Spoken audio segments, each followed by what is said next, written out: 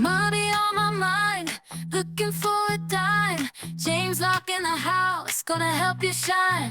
Welcome to the Poole Locke YouTube channel. I'm James Locke. Today we're going to answer two more Ask James questions of the day.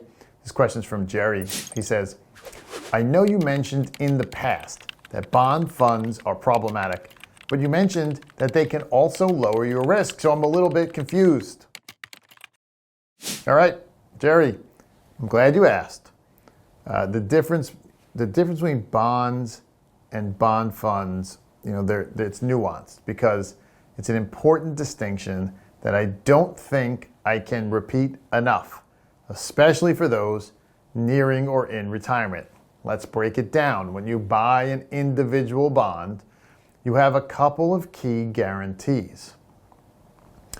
So the first guarantee is a fixed interest payment for the life of the bond. That's important, that fixed interest payment for the life of the bond. The second guarantee is a fixed date at which the bond will mature and repay you the full face value, provided the issuer doesn't default, right? That's the risk of any bond. Now, these guarantees give you a predictable income stream and the security of knowing exactly what you'll get back when the bond matures. Now, to mitigate the risk of an individual issuer defaulting, you can diversify by buying bonds from 30 or more different issuers, let's say. As long as we don't have, say, systemic financial collapse, the diversification largely eliminates the risk of losing your principal. Bond funds, on the other hand, don't provide those same guarantees. With a bond fund, your interest payments can fluctuate, going up or down. And there's no fixed maturity date where the fund will pay back your full investment. Bond funds are essentially just the stock of a company that owns a portfolio of bonds. So you don't even directly own the underlying bonds. This lack of fixed income and maturity dates means bond funds introduce more risk and volatility compared to individual bonds. Sure, the diversification can help lower risk, but you lose the bedrock stability that makes bonds so attractive for retirees and those close to retirement. Does this help explain the key differences, Jerry? I know it can be confusing, but getting crystal clear on the pros and cons of bonds versus bond funds is crucial when constructing a retirement income portfolio. Let me know if you have any questions. Man, thanks for the awesome question. And as always, if you would like to send in your question, you can do so by emailing them to poollocke@poollocke.com. Okay, we're going to get on to our second question. This question is from Daryl. He says, I know you've talked about crypto in the past, including Bitcoin. What do you think about using gold for an inflation hedge? All right, Daryl. So, you must have listened to some of our YouTube shows before, and you're aware that, I've actually been a little bit skeptical about cryptocurrencies in the past, but let's shift gears. Let's talk about gold as an inflation hedge. Traditionally, gold has been viewed as a reliable way to protect against inflation.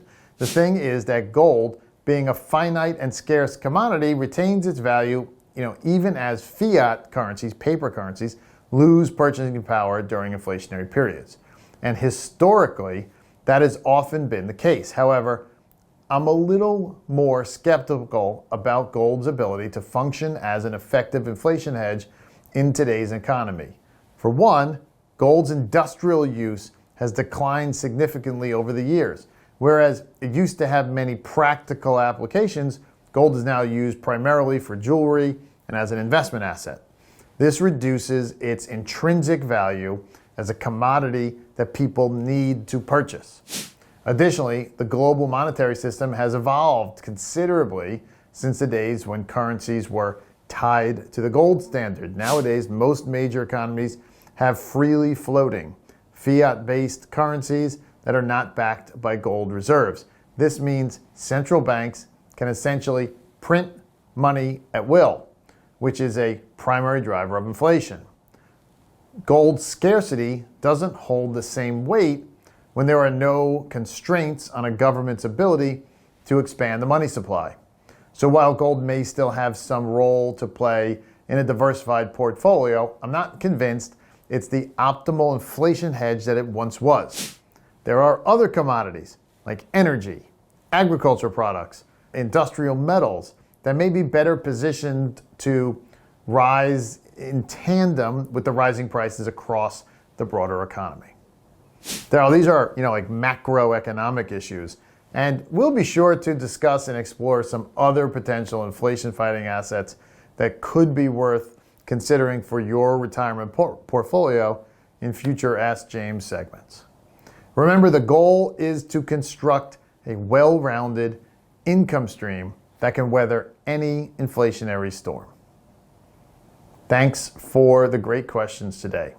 As always, if you would like to send in your questions, you can do so by emailing them to poollocke@poollocke.com.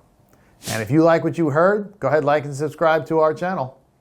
I'm James Locke, your retirement income source. Money on my mind, looking for a dime. James Locke in the house, gonna help you shine. Retirement is near, don't you live in fear. Listen up, my friend, let me make it clear. Savings in the bank.